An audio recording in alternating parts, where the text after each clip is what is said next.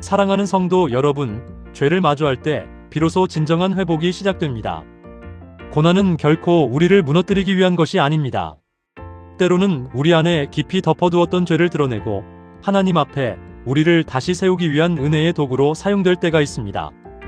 오늘 우리는 창세기 42장에 숨겨진 진정한 자유와 회복의 여정을 추적하며 하나님의 섭리를 함께 발견하고자 합니다. 덮어둔 죄는 시간이 지난다고 해서 결코 사라지지 않습니다. 20년 전 요셉은 형들의 배신으로 애굽에 팔려갔고 형제들은 그의 애원을 외면했습니다. 그리고 20년의 침묵이 흘렀습니다. 현재 가나안 땅에 극심한 대기근이 찾아왔고 생존을 위해 피할 수 없는 애굽으로의 여정이 시작됩니다. 이처럼 시간은 상처를 덮을 수는 있어도 숨겨진 죄를 지울 수는 없습니다. 죄는 때가 되면 반드시 드러나기 마련입니다. 결국 생존을 위한 발걸음 끝에서 형제들은 과거의 죄와 직면하게 됩니다.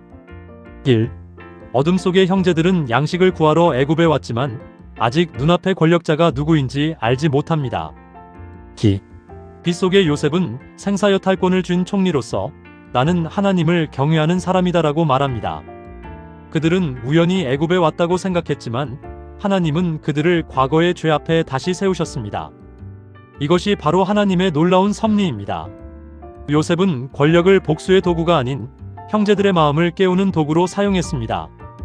복수가 목적이었다면 고통을 그대로 되갚아주며 형제들을 모두 감옥에 가두거나 죽였을 것입니다. 핵심 질문은 내가 얼마나 아팠는지 아는가? 였을 것입니다. 하지만 요셉은 회복을 위한 시험을 택했습니다. 숨겨진 죄와 책임을 드러내고 양식을 주어 생명을 보존하되 막내를 데려오게 했습니다. 그의 질문은 너희는 이번에도 형제를 버릴 것인가? 였습니다. 하나님을 경외하는 사람은 아무리 깊은 상처가 있어도 권력을 복수하는데 낭비하지 않습니다. 20년 만에 다시 들리기 시작한 동생의 울음소리가 있었습니다. 형제들은 자신들의 고난을 단순한 불운이나 애굽 총리를 잘못 만난 탓으로 돌리지 않았습니다. 오히려 자신들의 고난 속에서 외면했던 타인의 고통을 기억해냈습니다.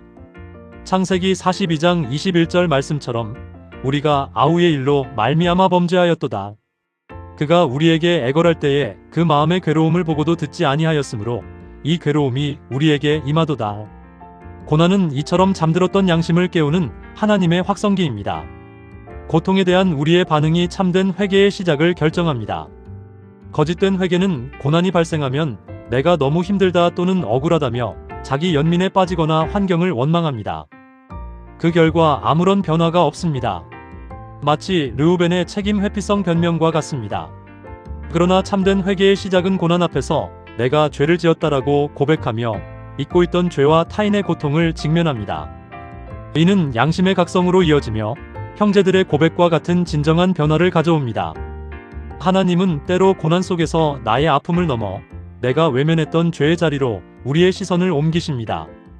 요셉은 왜 장자인 르우벤이 아닌 둘째 시므온을 결박했을까요? 1. 장자 르우벤은 과거 요셉을 살리려 했던 인물이자 아버지 야곱을 설득해야 할 중요한 역할이 있었습니다. 2. 둘째 시므온은 르우벤 다음의 책임자로서 창세기 34장 세겜 사건에서 극도의 폭력성을 주도했던 인물입니다. 요셉이 누구를 묶었느냐보다 중요한 것은 남겨진 형제들의 선택이었습니다.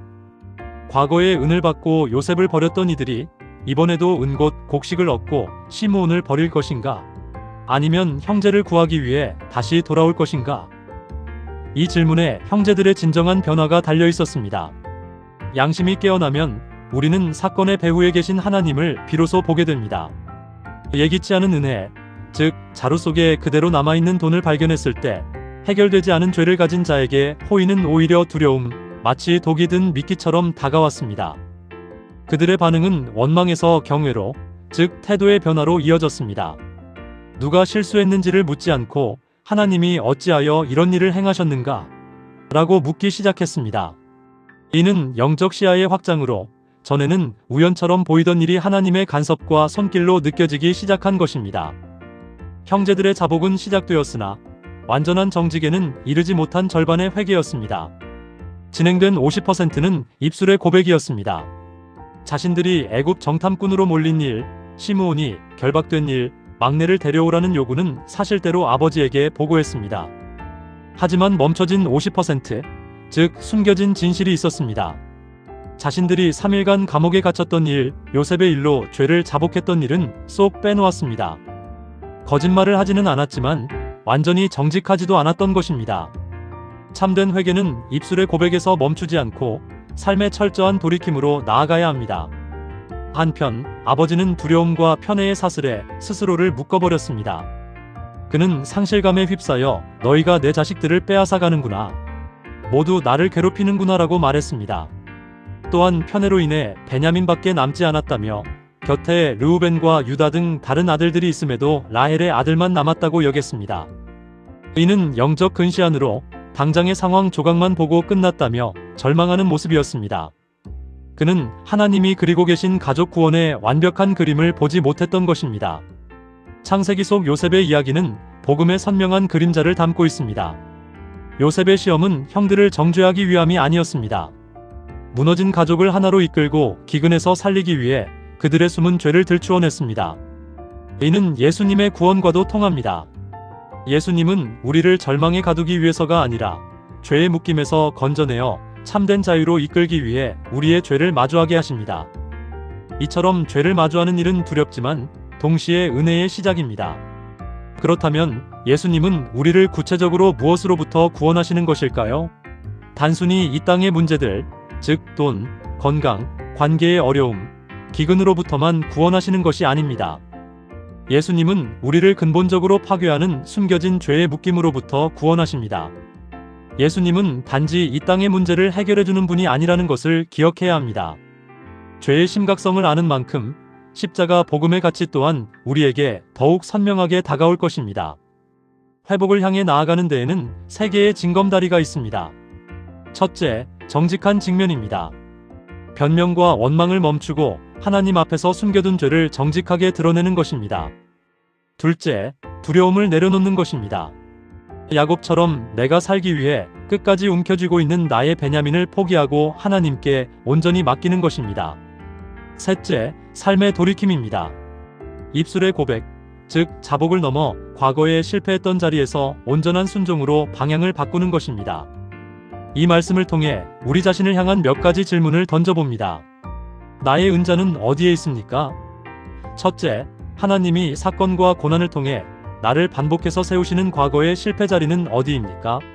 둘째, 입술로는 내가 잘못했다라고 인정했지만 아직 구체적인 삶의 변화로 돌이키지 못한 영역은 무엇입니까? 셋째, 영적 근시안에 빠져 다 끝났다고 절망하며 내가 끝까지 손에 쥐고 놓지 못하는 베냐민은 무엇입니까? 깊이 성찰해 보시기 바랍니다. 사랑하는 여러분, 절망은 끝이 아닙니다. 아직 다 안 끝났다고 성경은 우리에게 말씀하십니다. 인간은 상황의 몇 조각만 보고 이제 끝났다고 쉽게 선언하지만 정직하게 죄를 마주하고 합력하여 선을 이루시는 하나님, 곧 로마서 8장 28절 말씀처럼 모든 것이 합력하여 선을 이루게 하시는 하나님을 신뢰할 때 하나님이 우리를 위해 준비하신 가장 완벽한 회복의 길이 비로소 열릴 것입니다.